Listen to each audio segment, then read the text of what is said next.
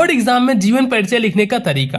22 फरवरी 2024 को आपका हिंदी का पेपर। तो देखो, एक जीवन परिचय लिखने का जो एक अच्छा सा तरीका होता है आज की इस वीडियो में बताऊंगा। वीडियो बहुत ज्यादा छोटी होने वाली है, लेकिन अगर आप वीडियो को पूरा देख ले तो एग्जामिनर आपके एक नंबर भी नहीं काटेगा जीवन परिचय लिखने में, क्योंकि मैं ये ट्रिक पिछले बार बहुत सारे बच्चों को बताया था और वो सब लिख कर आए थे और बताए थे कि भैया जो आपने ट्रिक बताई थी वो तो एकदम काम कर गई। मैंने तो जीवन परिचय मुझे याद भी नहीं था, लेकिन मैं ऐसे लिख कर आया और मैं तो देख रहा हूं मुझे पूरे नंबर मिले। तो देखो, अगर आप अभी नंबर पाना चाहते हो तो वीडियो को देख लो, नहीं पाना चाहते तो मत देखो।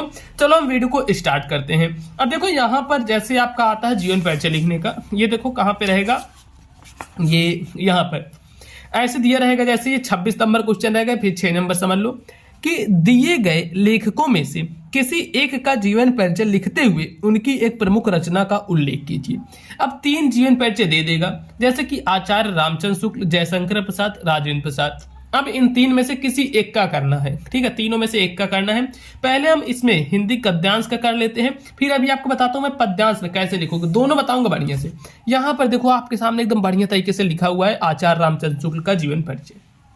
अब देखो, अगर एग्जामिनर के सामने ऐसी कॉपी चली गई तो वह मजबूर हो जाएगा आपको नंबर देने पे। अब क्या क्या चीजों का आपको विशेष ध्यान रखना है, जैसे ऊपर डाला गया है प्रश्नोत्तर संख्या 6 का। अब देखो, जो भी क्वेश्चन रहेगा, मान लो 26 नंबर प्रश्न में आता है तो ऐसे डालना प्रश्नोत्तर संख्या 26 का।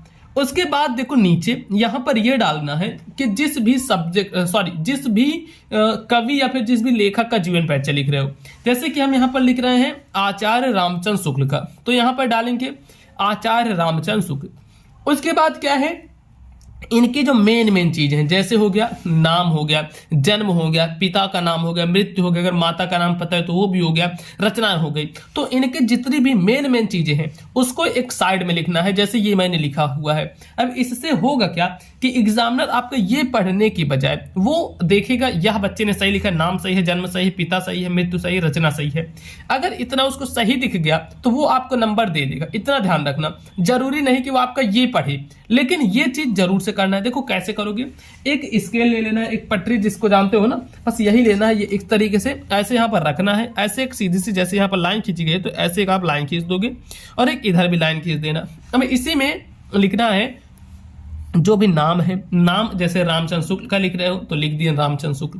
जन्म, मतलब इनके बारे में जितनी मेन चीजें आपको पता है, शिक्षा पता है तो शिक्षा भी लिख दो, माता का नाम पता है तो माता का नाम लिख दो, पत्नी का नाम पता है पत्नी का नाम लिख दो। कुल मिलाकर 7-8 पॉइंट लिखना है। जैसे यहाँ पर नाम लिखा गया है रामचंद्र शुक्ल, जन्म है सन 1884 ईस्वी में। अब देखो, एक चीज यहां पर नहीं लिखा है, जन्म स्थान भी। चाहते तो जन्म स्थान भी यहां पर लिख सकते थे, जन्म स्थान डाल के। जन्म स्थान में क्या है देखो, अगोना में, इसको लिख सकते थे, थोड़ा और अच्छा इंप्रेशन जाता और हो सकता है कि एग्जामिनर खुश होके नंबर आपको पूरे दे दे। ठीक, जरूरी नहीं कि आपको पूरी चीजें आनी चाहिए, बस मेन चीजें पता है तो आपको नंबर मिल जाएगा, बस लिखने का तरीका पता होना चाहिए। और देखो, रचना तो जरूर से लिखनी है। अब इतना लिखने के बाद आ जाना है इस साइड, डालना है जीवन परिचय। जैसे आप जीवन परिचय डालोगे ऐसे लिखना है, हिंदी के प्रसिद्ध साहित्यकार आचार्य रामचंद्र शुक्ल जी का जन्म सन 1884 ईस्वी में बस्ती जिले के अगोना नामक ग्राम में हुआ था। अब देखो, यहाँ पर जो देखने वाली चीज है वो ये है कि जितने भी मेन पॉइंट है, जैसे कि किस सन में इनका जन्म हुआ था, सन 1884 ईस्वी, तो इसको काली पेन से लिखा गया है। उसके बाद देखो, मैं बस्ती जिले के अगोना नामक, तो देखो बस्ती और अगोना इन दोनों को भी काली पेन से लिखा गया है। अब इसके पीछे एक बहुत बड़ा रीजन है, यह रीजन है कि देखो, अगर काली से लिखे हैं तो एग्जामिनर की नजर में तुरंत आएगा। अगर सब ऐसे नीले से लिखते चले जाते तो उसकी नजर में ना आता, लेकिन देखो अगर हम काली पेन से लिख दिए हैं तो एग्जामिनर तुरंत देखेगा और ये यही देखकर नंबर दे देगा।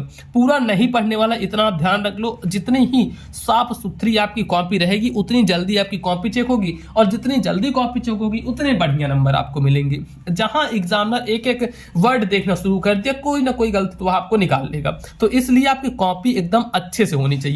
फिर है, इनके पिता चंद्रबली शुक्ल मिर्जापुर में कानून गो थे। इनके पिता, जो कि जिनका नाम क्या था, पंडित चंद्रबली शुक्ल, इनके पिता का नाम क्या है, पंडित चंद्रबली शुक्ल, वो क्या थे, मिर्जापुर में कानून गो थे। और इन्होंने 10वीं की परीक्षा मिशन स्कूल से उत्तीर्ण की।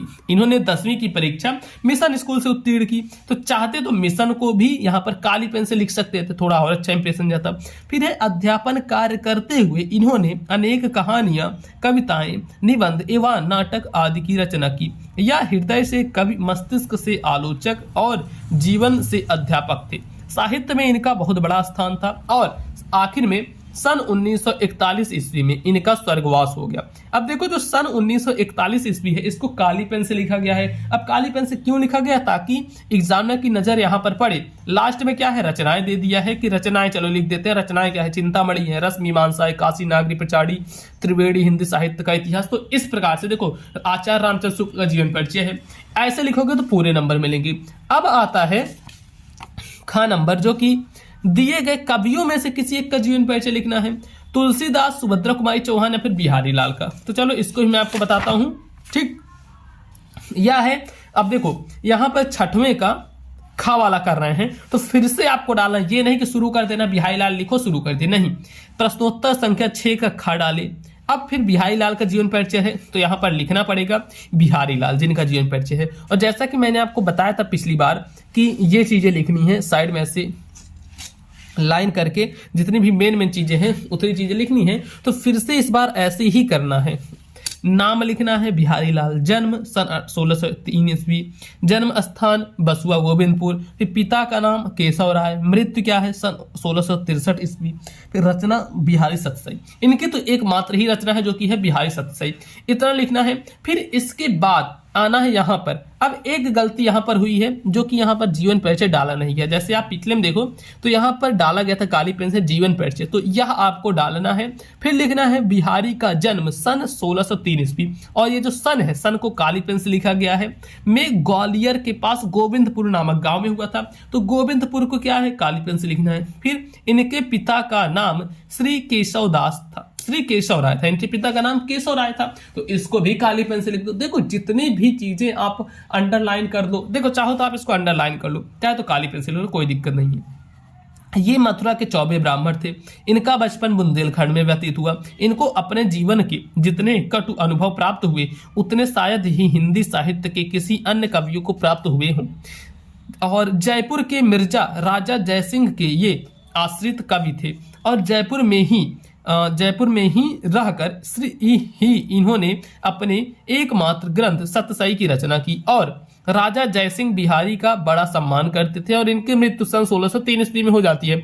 बिहारी लाल की मृत्यु कब होती है? 1603 ईस्वी में, जिसको इसमें लिखा गया है। और रचनाओं में इनकी केवल एकमात्र रचना थी, तो ऐसे लिखना है कि बिहारी की एकमात्र रचना बिहारी सतसई थी।